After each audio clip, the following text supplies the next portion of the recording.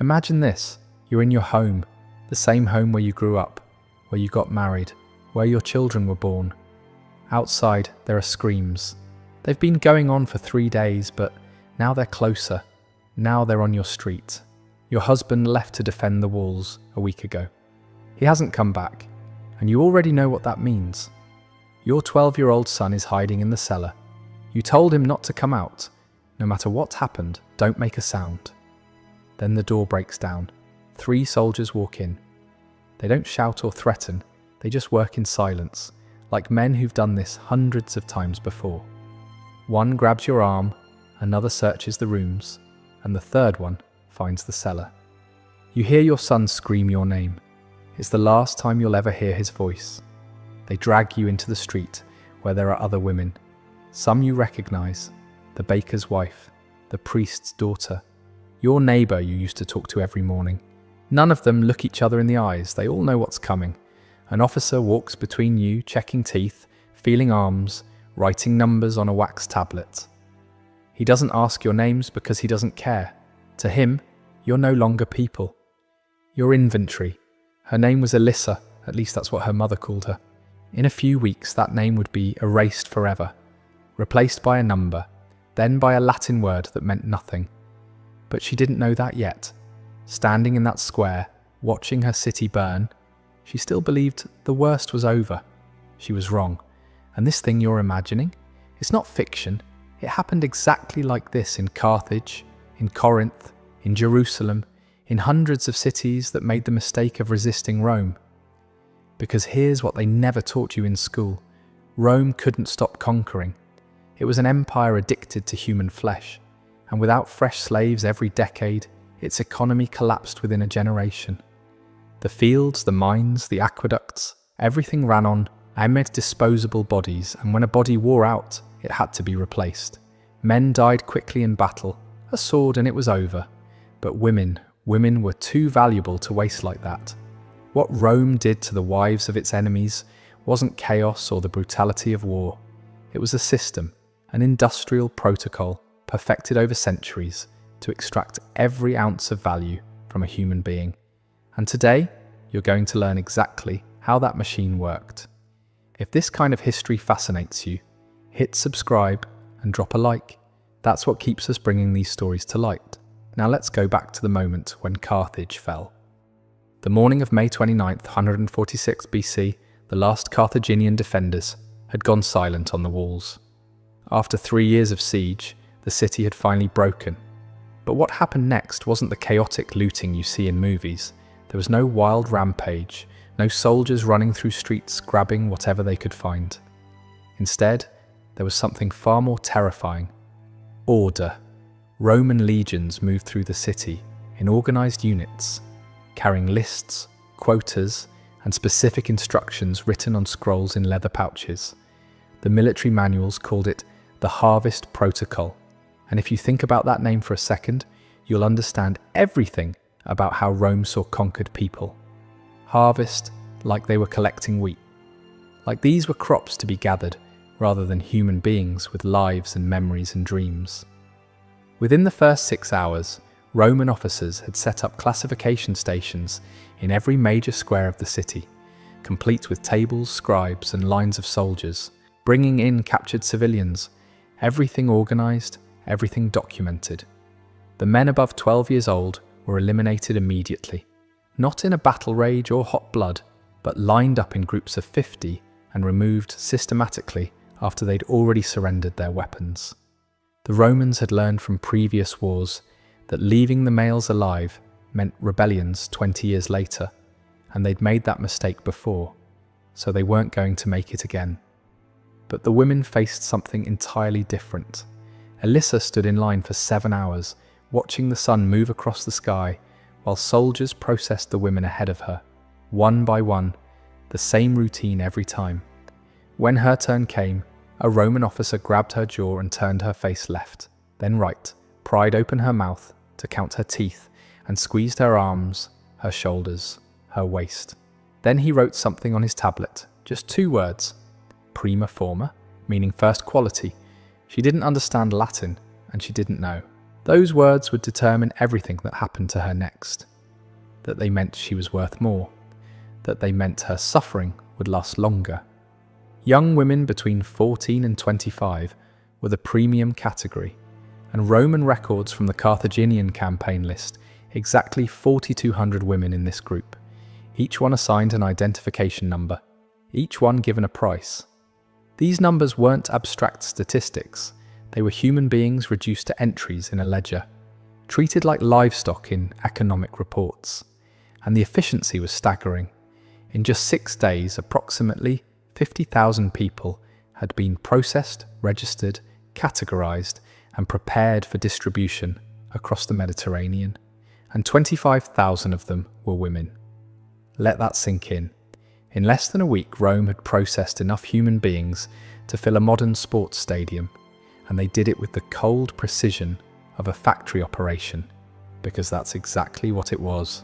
3 days later, Alyssa walked up a wooden plank, onto a ship with her hands tied in front of her by rough rope that had already rubbed her wrists raw. The harbour was chaos, with dozens of ships, thousands of women being loaded like cargo, Roman soldiers shouting orders, and the smell of smoke still drifting from the burning city behind them. And then she went below deck, where the smell hit her first: sweat, fear, and human waste. The air was thick and warm, hard to breathe, even with the ventilation shafts the Romans had built into the hull. Because these ships weren't normal cargo vessels.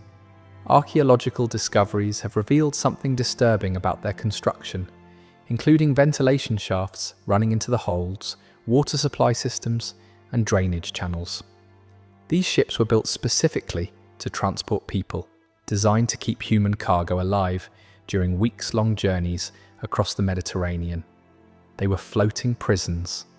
Alyssa found a spot against the wall where there were already dozens of women, some she had recognized from her neighborhood. They didn't speak because there was nothing to say.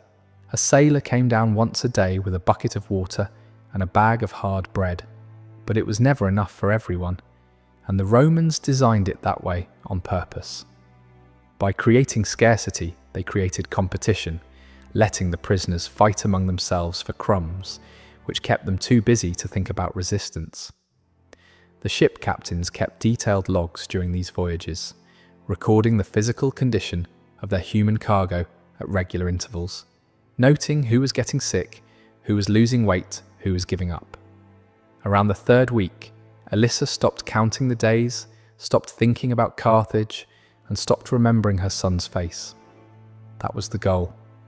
Mortality during transport averaged around 15%, meaning 1 out of every 7 women loaded onto those ships never reached the other side, and the Romans considered this an acceptable loss, just a cost of doing business. Those who died were thrown overboard, their deaths recorded in the shipping logs, alongside damaged cargo and spoiled supplies. Same column, same bureaucratic indifference. When the ship finally reached Ostia, Rome's main port, Alyssa had been at sea for 26 days, weighing less than she had since childhood, with infected wrists where the ropes had cut them. But she was alive, and she didn't know yet that being alive was going to be worse. Why do you think this part of Roman history gets left out of the textbooks? Let me know in the comments. The slave market at Ostia had a smell Alyssa would never forget. Oil and perfume used to make the merchandise look healthier, sweat from hundreds of bodies packed into holding cells, and something else underneath, something like fear given physical form. Before the auction, they prepared her by stripping off what remained of her Carthaginian clothes and burning them in front of her, then giving her a simple tunic that marked her as property. They washed her, fed her just enough to take the edge off her starving appearance, and rubbed oil into her skin to make it shine. A dealer inspected her one more time, checking for any defects that might lower her price, then nodded with satisfaction at what he saw. And then they brought her to the platform. The auction block was a raised wooden stage in the centre of the market, surrounded by Roman men, some taking notes, some just watching, some already counting coins. The noise was overwhelming, with dealers shouting prices, buyers haggling, and the constant shuffle of human beings being moved from one holding pen to another. Alyssa stood there while a dealer grabbed her arm and raised it to show off her muscle tone, opened her mouth to display her teeth, and listed her qualities in rapid Latin, while buyers shouted questions. Where is she from? Carthage. Is she trained for household work? Unknown. Is she fertile? Probably. She's young. The bidding started at 15 silver coins and ended at 28. A man in expensive robes walked up and handed over the money while the dealer gave him a receipt, a piece of paper that said he now owned another human being, and just like that, it was done. Alyssa didn't understand the words being spoken and didn't know how much she'd sold for. She only knew that when the man grabbed her arm and pulled her toward a waiting cart, she was supposed to follow. She was property now, legal property, with all the rights of a chair or a cooking pot. The man who bought her didn't look cruel, and he didn't look kind either.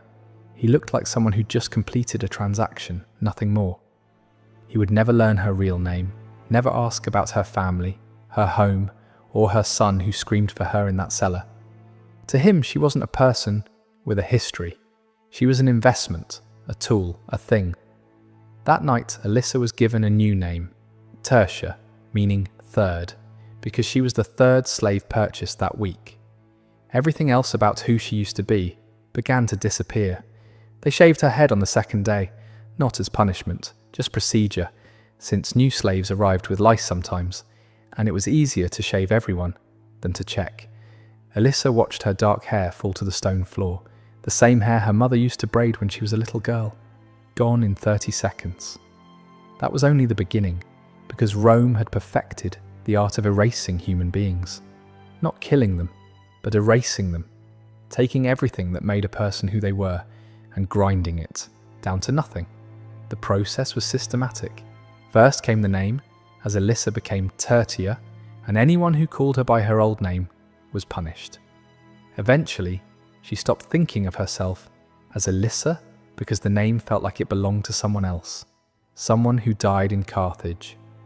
Then came the language. She was forbidden from speaking Punic, her